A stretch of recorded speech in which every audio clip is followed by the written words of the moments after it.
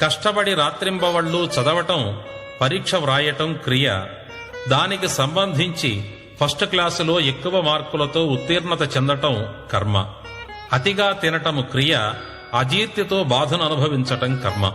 అలాగే మన జీవితంలో నిత్యము అనుసరించవలసిన పనులను ఆచారాల రూపంలో మంచి కర్మలు అనుభవించటానికి నిర్ణయించి ఉంచారు.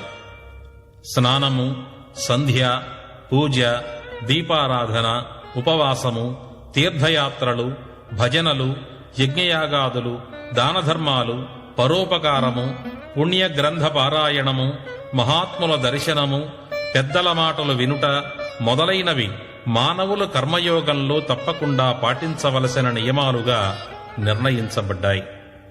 ఈ పనులు చేసినందువలన మనము కొన్ని ఉన్నత ఫలితాలు అనగా కర్మలను అనుభవించటం సంభవిస్తుంది.